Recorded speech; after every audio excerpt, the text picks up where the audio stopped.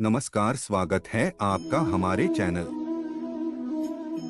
जिससे जीव माया के आधिपत्य से निकलकर आत्मा के आधिपत्य में हो जाता है, वही अध्यात्म है।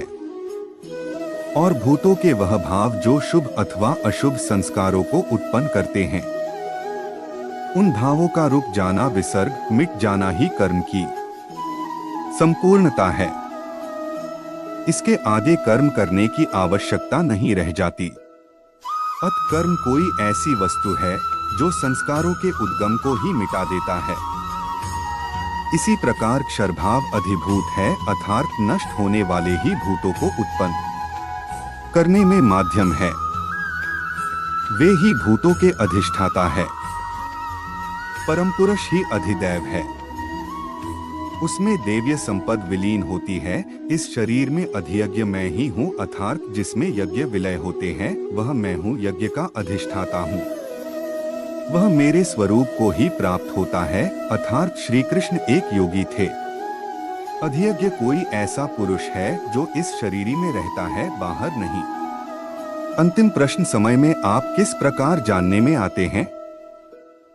उन्होंने बताया कि जो मेरा निरंतर स्मरण करते हैं, मेरे सिवाय किसी दूसरे विषय वस्तु का चिंतन नहीं आने देते और ऐसा करते हुए शरीर का संबंध त्याग देते हैं, वे मेरे साक्षात स्वरूप को प्राप्त होते हैं, जिसे अंत में वही प्राप्त रहता है। शरीर की मृत्यु के साथ यह उपलब्धि होती हो, ऐसी बात नहीं है। मरने पर ही मिलता तो श्री कृष्ण पूर्ण न होते, अनेकों जन्मों में चलकर पाने वाला ज्ञानी उनका स्वरूप न होता। मन का सर्वथा निरोध और निरुद्ध मन का भी विलय ही अंतकाल है, जहां फिर शरीर की उत्पत्ति का माध्यम शांत हो जाता है। उस समय वह परम भाव में प्रवेश पा जाता है। उसका पुनः जन्म नहीं होता। इस प्राप्ति के लिए उन्होंने स्मरण का विधान बताया। अर्जुन, निरंतर मेरा स्मरण कर और युद्ध कर, दोनों एक साथ कैसे होंगे? कदाचित ऐसा हो कि जय गोपाल हे कृष्णा कहते रहे, लाठी भी चालते रहे।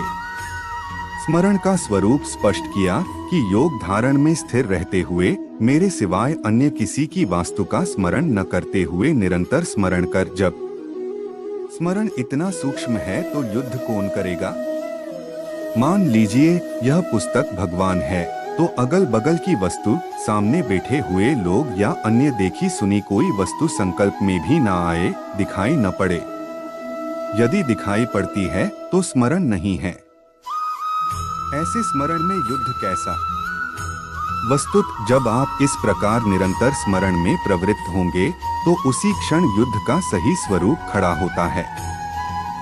उस समय मायिक प्रवृत्तियां बाधा के रूप में प्रत्यक्ष ही है। काम, क्रोध, राग, द्वेष दुर्जय शत्रु है। ये शत्रु स्मरण करने नहीं देंगे। इनसे पार पाना ही युद्ध है। इस शत्रुओं के मिट जाने पर ही व्यक्ति परमगति को प्राप्त होता है। इस परम गति को पाने के लिए अर्जुन, तू जप तो का और ध्यान मेरा कर, अर्थात श्री कृष्ण एक योगी थे। नाम और रूप आराधना की कुंजी है। योगेश्वर श्री कृष्ण ने इस प्रश्न को भी लिया कि पुनर्जन्म क्या है, उसमें कौन कौन आते हैं। उन्होंने बताया कि ब्रह्मा से लेकर यावन मात्र जगत पुनरावर्ती है और इन सबके समाप्त होने पर भी मेरा परम अव्यक्त भाव तथा उसमें स्थिति समाप्त नहीं होती।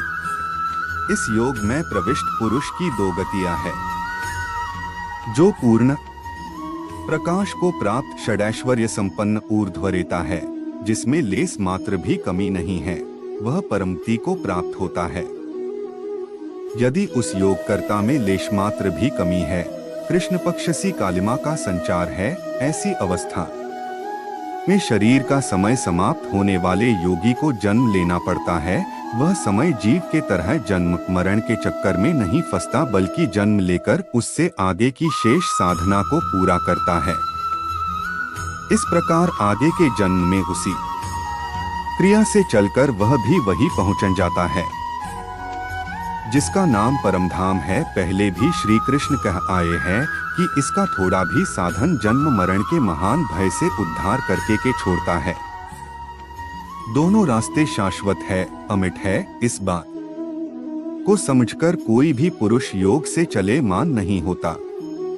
अर्जुन, तू योगी बन। योगी वेद, तप, यज्ञ और दान के पुण्य फलों का उल्लंघन कर जाता है, परमति को प्राप्त होता है। इस अध्याय में स्थान स्थान पर परमति का चित्रण किया गया है, जिसे अव्यक्त, अक्षय और अक्षर कहकर संबोधित किया गया, जिसका कभी क्षय अथवा विनाश नहीं होता। इस प्रकार श्रीमद् भगवद गीता रूपी उपनिषद एवं ब्रह्म विद्या तथा योग शास्त्र विषयक श्री कृष्ण और अर्जुन के संवाद में अक्षर ब्रह्मयोग नामक 8वां अध्याय पूर्ण होता है। अगर आपको हमारी यह जानकारी अच्छी लगी तो वीडियो को लाइक कर देना और अगर चैनल पर नए हो तो चैनल को सब्सक्राइब कर देना। धन्यवाद।